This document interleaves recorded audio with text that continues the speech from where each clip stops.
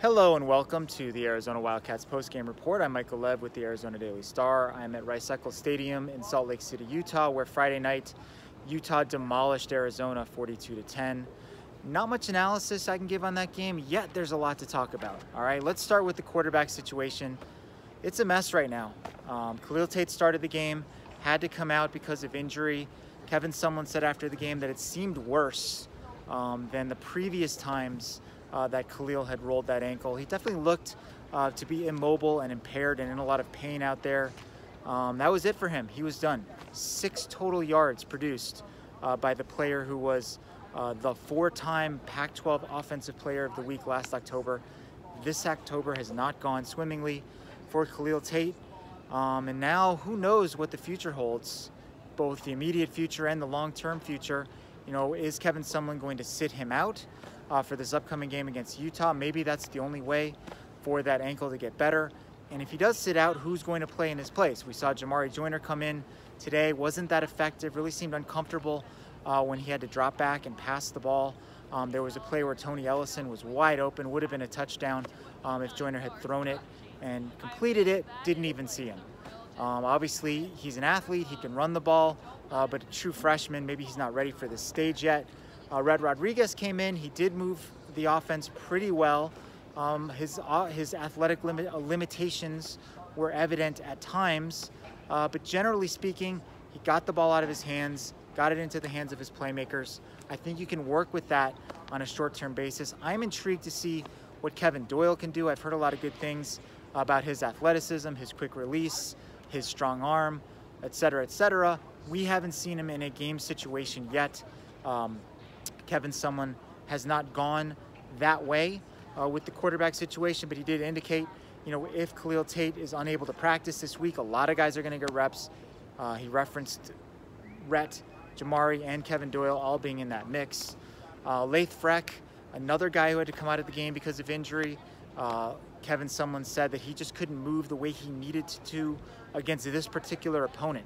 We knew coming into the game that Utah had a very good defensive line, a great defensive front. That proved to be the case. Arizona struggled to run the ball as we thought they would. What we didn't necessarily think would happen would be Arizona struggling as much as they did on the defensive side of the ball. You look at the final stats, right? Utah was only 5 of 13 on third downs, but you have to put that in context. The Utes were 4 for their first 4. Those all came on the first 2 drives. They converted 3 third downs on the very first drive of the game. As Kevin Sumlin said afterward, that was the tone setter. You know, that put Arizona into a hole. That got the crowd into it. It was 14-0 before you knew it. And they were really unable to claw their way back into the game. I think the defense is capable of regrouping. They've got good leadership on that side of the ball. They found a pretty good formula.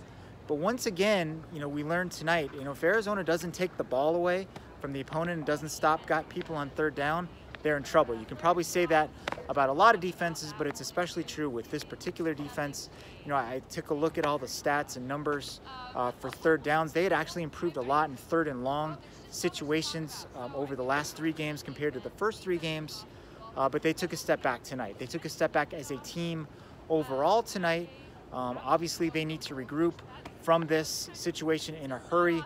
As I wrote in my story that you can read on Tucson.com as well as on the free Wildcaster app, they can still go one-on-one in this road trip. You know, they can go 500. It's mathematically possible. All they have to do is beat UCLA next week. UCLA hasn't beaten anybody this season. But if you look at the 2 teams, you know, UCLA probably had its best performance last week against Washington, even though they ended up losing the game. This was unquestionably Arizona's worst. You could sort of chalk up that Houston game as, you know, it was 9 a.m. Tucson start. It was humid.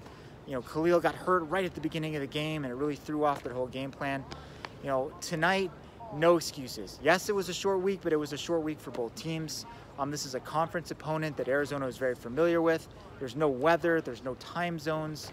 None of those excuses, which might have been valid for that previous game. This was easily Arizona's worst performance. So they need to regroup in a hurry. They need to put their, put forward their best effort against UCLA. If they can do that, if they can somehow, find a way to win that game, they'll be 4-4 with 4 games left. 3 of which are at home. Granted, it's a tough slate. You've got Oregon coming in, you've got Colorado coming in. ASU has looked better than Arizona. Hate to say it, Wildcats fans, but that's the reality of the situation. And they have to go to Washington State, which is a place where they have not had a lot of success, and Washington State's got a very difficult system to prepare for and so forth.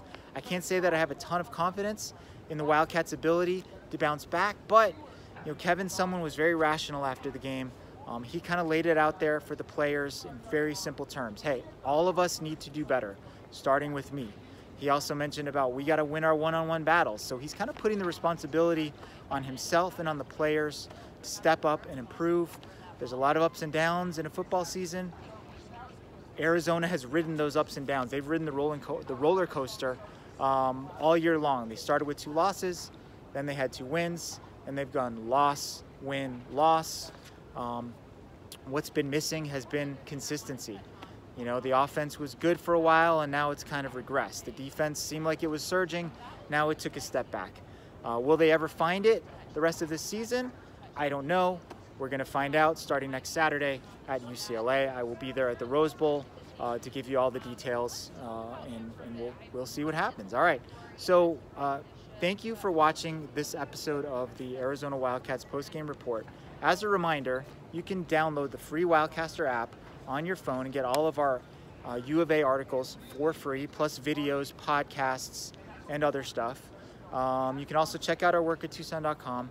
You can follow me on Twitter at Michael J. Lev, where I will be giving out, I've got injury updates, I've got stats, I'll be sending out some quotes throughout the course of the weekend. I'm also going to rewatch the game tomorrow. Yes, I'm a glutton for punishment, and I'll sort of, as I'm going along, we'll give you all the details of what I'm seeing on the second look through. All right, that's our show for tonight. Thanks.